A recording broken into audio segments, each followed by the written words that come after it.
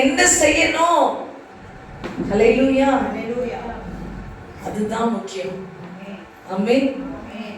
So அத நீங்க பெண்களாகிய நம்ம செய்ய வேண்டும். ஆமென். ஃபர்ஸ்ட் திங் சொல்லிருக்கேன், விமன்ஸ் ஆர் பீஸ் மேக்கர் என்று சொல்லிருக்கேன். அடுத்தது விமன்ஸ் இஸ் a suppliers. ஹல்லேலூயா. நீங்க சப்ளையர், பகிர்ந்து கொடுக்கிறவர்களாக இருக்கிறீங்க.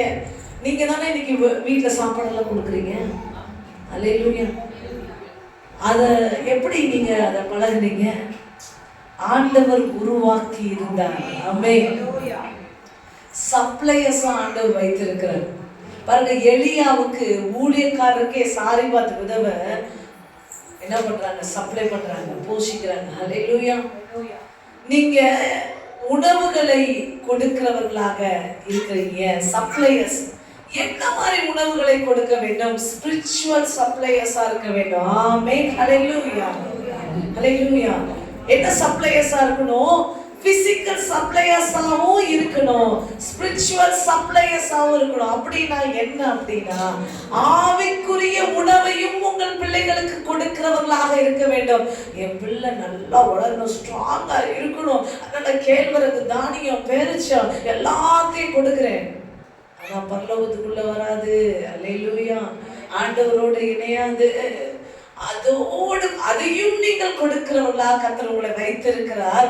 அதோடு கூட ஆவிக்குரிய ஆகாரத்தையும் நீங்கள் கொடுக்க வேண்டும். அந்த நாட்கள்லாம் பாத்தீங்கன்னா வசனம் படிச்சாதான் சாப்பாடே. அல்லேலூயா. வசனத்தை மனப்பாடமா சொன்னாதான் சாப்பாடே.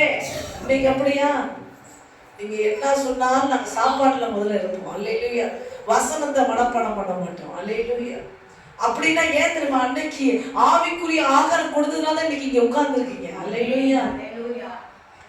நீங்க அன்னைக்கு ஆவிக்குரிய ஆகாரத்தை உங்க அம்மா அப்பா யார் மூலமா நீங்க பெற்றிருந்தா நீங்க கர்த்தருடைய சமூகத்தில் நிலைத்து இருக்கிறீங்க. ஆனா நீங்க கொடுக்கலன்னா உங்க பிள்ளைகள் நிலைத்து இருக்காது. அல்லேலூயா. அன்று சொன்னா உங்களுக்கு 3 பிள்ளைகள் மட்டும் இல்ல, நிறைய பிள்ளைகளை கொடுக்க போறாரு ஆண்டவர். Receive the name of Jesus.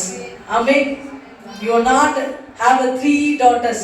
ஆண்டவர் நீங்க அர்ப்பணிச்சீங்கன்னா அநேக பிள்ளைகளை உங்களுக்கு கொடுப்பார். ஆமென். ஹல்லேலூயா. அநேக பிள்ளைகளை நீங்க பெற்று எடுப்பீங்க. ஆவிக்குரியதல்ல. ஹல்லேலூயா. ஆவிக்குரிய பிள்ளைகளை பெற்று எடுப்பீங்க. ஆமென். ஹல்லேலூயா. ஹல்லேலூயா. Thank you Lord. இந்த 3 பிள்ளைகளோடு கரை சேர்ப்பதுல உங்க வேலை முடியல. இன்னும் பல பிள்ளைகள் இருக்கிறாங்க.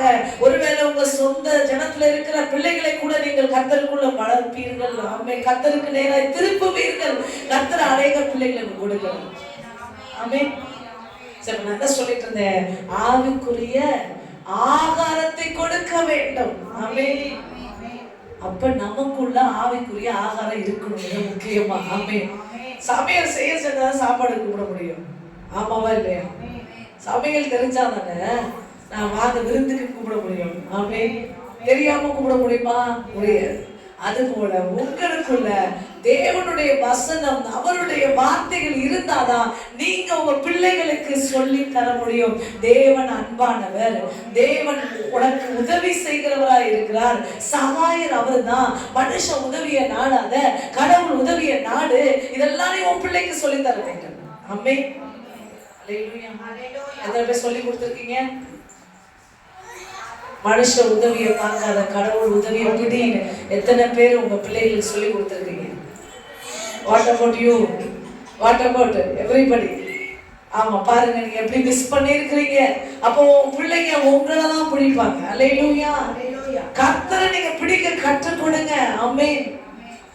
ஹல்லேலூயா. இந்த மாதிரி ஆவிக்குரிய ஆகாரத்தை கொடுக்கிறவங்களா கர்த்தர் நம்மள வச்சிருக்காங்க. இதுவரை கொடுக்கலன்னா இனிமே கொடுங்க. ஆமென். மாம்ச ஆகாரம் கொடுத்து வளர்த்துட்டீங்க, நல்லா பெருசா வளர்த்துட்டாங்க. ஆனா ஆத்மால ஆகாரமே இல்லை. சத்துரு ஈஸியா அடிச்சிருவான். அல்லேலூயா. விழுந்து போவார்கள். பாவத்திலும் உலகத்திலும் வஞ்சகத்திலும் விழுந்து போவார்கள். அல்லேலூயா. அதனால ஆவிக்குரிய ஆகாரம் கொடுக்கிறவர்களாக உங்களை மனைந்து கொள்ளுங்கள். Thank you Jesus. அடுத்ததான் நான் சொல்றேன், பெண்கள் கம்ஃபர்டர், ஆறுதல் படுத்துகிறவர்கள், ஆற்றி தேற்றுகிறவர்கள். Women are comforters. நம்மளுடைய வார்த்தைகள் ஆற்றி தேற்றுவதா இருக்க வேண்டும், ஆறுதல் படுத்துவதா இருக்க வேண்டும். உங்களுக்கு தெரியும், ஈசாக்கை குறித்து, ரெபேக்காளை குறித்து நாம் வாசித்தோம். லாஸ்ட் விமன்ஸ் மீட்டிங்ல ரெபேக்காளை குறித்து நாம் அறிந்தோம். ரெபேக்காள் ஈசாக்குக்கு அவருடைய துக்கத்தை மறைய பண்ணுகிற ஒரு பாத்திரமாக இருந்தார். ஆமென், அல்லேலூயா. வாசிக்கிறேன், ஆதியாகமம் 24:67 வசனம். அப்பொழுது ஈசாக்கு ரெபெக்காளை தன் தாய் சாராளுடைய கூடாரத்துக்கு அழைத்து கொண்டு போய் அவளை தனக்கு மனைவியாக்கி கொண்டு அவளை நேசித்தான். ஈசாக்கு தன் தாய்க்காக கொண்டிருந்த துக்கம் நீங்கி ஆறுதல் அடைந்தான்.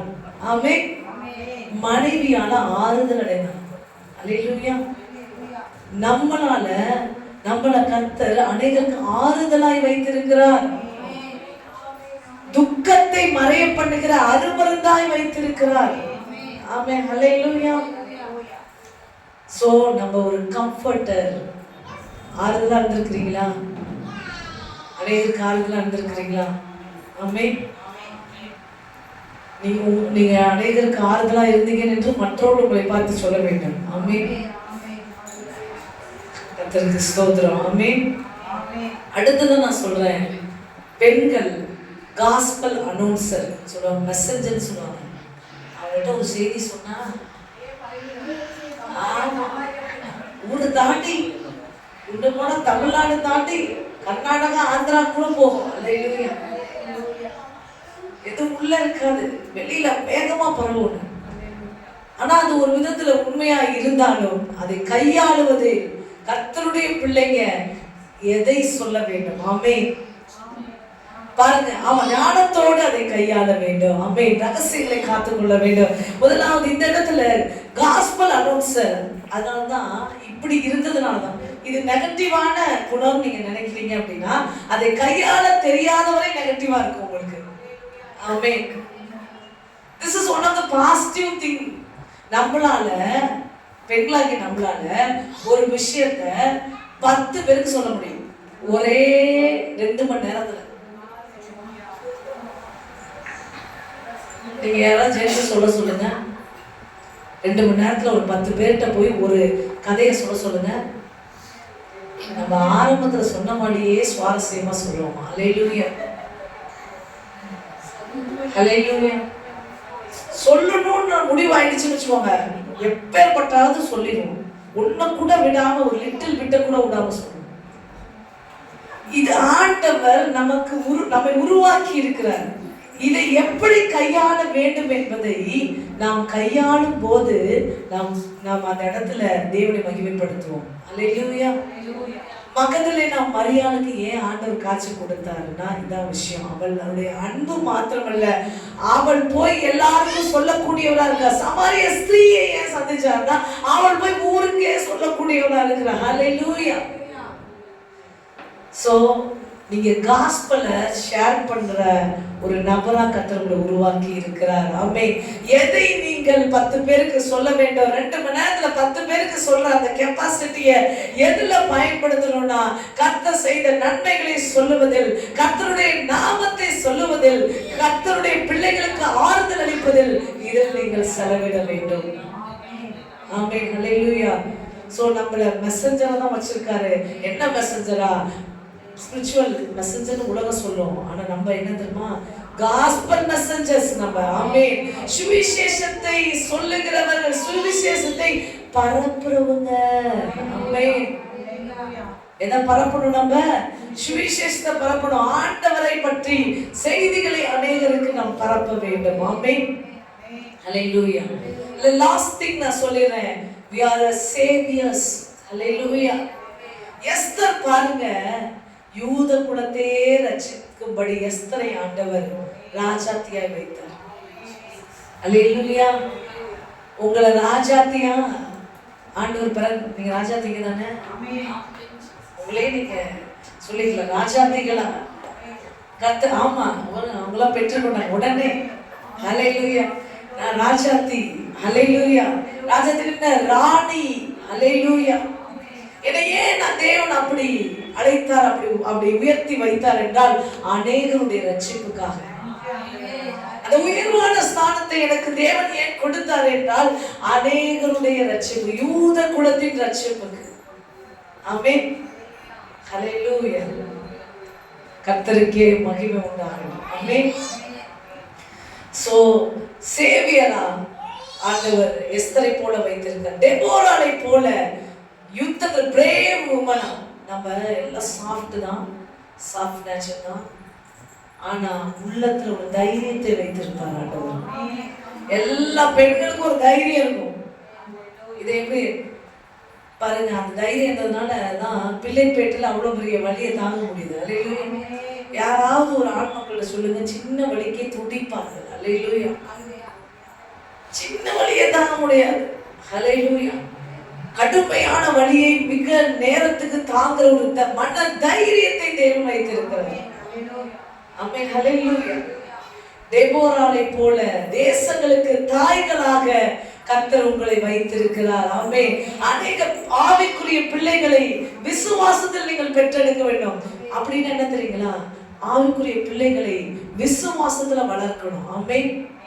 அப்படின்னா நீங்கள் ஒரு விசுவாச தாயா இருக்க வேண்டும், நீங்கள் ஒரு விசுவாச தகப்பனா இருக்க வேண்டும். ஆபிரகாமை போல அப்படி விசுவாசத்துல ஊன்றி அநேக பிள்ளைகளை பெற்றெடுக்க வேண்டும். ஆமென். ஹல்லேலூயா.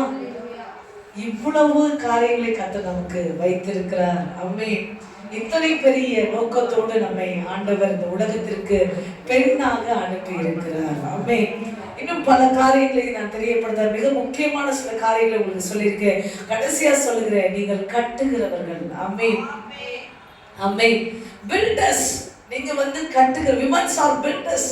குடும்பத்தை கட்டுகிறவர்கள். நாட் ஓன்லி குடும்பம், ஒரு காம்பவுண்ட் வால ஒரு ஸ்திரீ கட்டி எழுப்பினாள். ஆமென். ஹல்லேலூயா. ஒரு நகரத்தின் காம்பவுண்ட் வாலே ஒரு ஸ்திரீ கட்டி எழுப்பினாள் என்று வேதம் சொல்லுகிறது. ஆமென். சோ நீங்க பிசிக்கல் கன்ஸ்ட்ரக்ஷனும் பண்ண முடியும், நீங்க ஸ்பிரிச்சுவலா உங்க குடும்பத்தை கட்டி எழுப்புகிறவர்களாக கர்த்தர் ஞானத்தை கொடுத்திருக்கிறார். என் புத்தி உள்ளவன் தன் வீட்டை கட்டுவான்னு சொல்லிருக்கலாம்ல ஆண்டவர். என்ன சொன்னாரு? புத்தி உள்ள ஸ்திரீ, ஆமென், தன் வீட்டை கட்டுவாள். ஆமென். சோ கட்டுகிறவராக கர்த்தர் நம்மை, பில்டர்ஸாக நம்மளை தான் ஆண்டவர் வைத்திருக்கிறார். ஆமென். இத்தனை நோக்கத்தோடு நீங்கள் பெண்களாய் படைக்கப்பட்டிருக்கிறது. அவருடைய சித்தமும் நோக்கமும் உங்கள் வாழ்க்கையில் நிறைவேறட்டும். இயேசுவின் நாமத்தில் நான் ஆசீர்வதிக்கிறேன். கர்த்தருக்கு ஸ்தோத்திரம். ஆண்டவரே, நீர் எங்களை பெண்களாய் அழைத்து இம்மட்டும் எங்களை நீர் வழிநடத்தின கிருபைக்காக நன்றி. இன்னைக்கு கேட்ட இந்த பெண்களை குறித்த செய்திக்காகவும் நன்றி ஆண்டவரே. திருக்கரத்தில் எங்களை அர்ப்பணிக்கிறோம். இயேசுவின் நாமத்தில் நான் ஜெபிக்கிறேன் நல்ல பிதாவே. ஆமென். ஒரு சிறிய நாடகத்தை இப்பொழுது இயக்குவோம்.